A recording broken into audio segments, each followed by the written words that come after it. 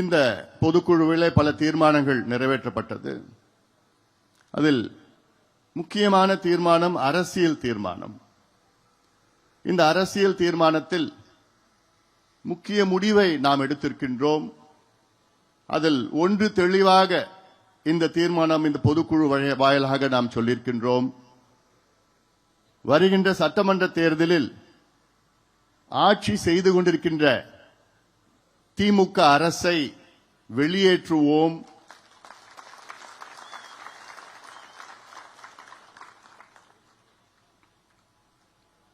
திமுக ஆட்சியை வீட்டுக்கு அனுப்புவோம் என்று அரசியல் தீர்மானத்தை ஒருமனதாக நாம் நிறைவேற்றியிருக்கின்றோம். ஆம், நமக்கு 2 இலக்குகள் இருக்கிறது.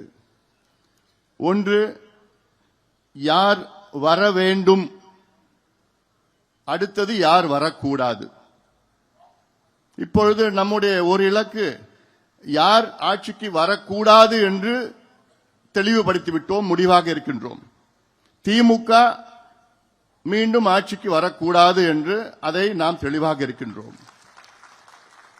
அதைத்தான் நான் இந்த நடைபயணத்திலே தெரு தெருவாக வீதி வீதியாக சொல்லி வருகின்றேன். இவர்கள் வரக்கூடாது, திமுக வரக்கூடாது, திமுக மீண்டும் வரக்கூடாது. இதில் தெளிவாக இருக்கின்றோம். அடுத்தது யார் வர வேண்டும், அது முக்கியமானது. இதை இன்னும் ஒரு சிறு காலத்திலே நாம் முடிவு செய்வோம். நல்ல ஒரு கூட்டணியை அமைப்போம், மெகா கூட்டணியை அமைப்போம், நாம் ஆட்சிக்கு வருவோம். அதில் இன்னும் ஒரு சிறு காலத்திலே அது நடைபெறும். உங்கள் மனதிலே என்ன தோன்றுகிறது என்று எனக்கு நன்றாக தெரியும். உங்களுடைய விருப்பப்படியைத்தான் அந்த கூட்டணியை நாம் அமைப்போம்.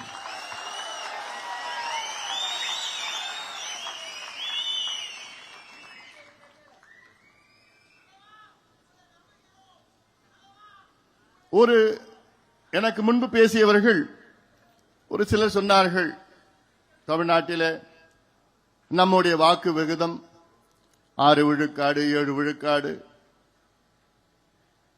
ஆனால் அந்த நேரத்தில் நாம் கூட்டணிக்கு சென்று ஒரு காரணத்தால் தான் அவ்வளவுதான் நாம் பெற முடிந்தது. அதற்கு ஒரு எடுத்துக்காட்டு, இப்போ இந்தியாவிலே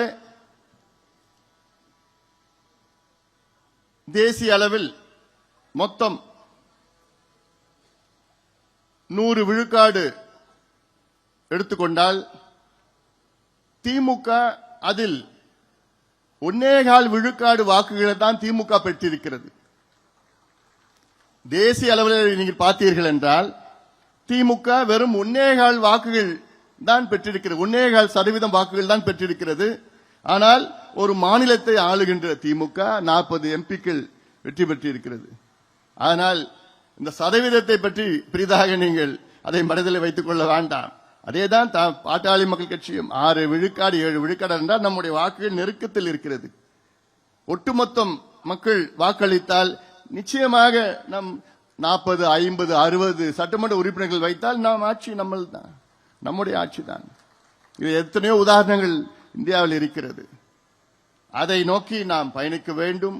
நம்மேல் முதலில் நாம் நம்பிக்கை வைக்க வேண்டும்.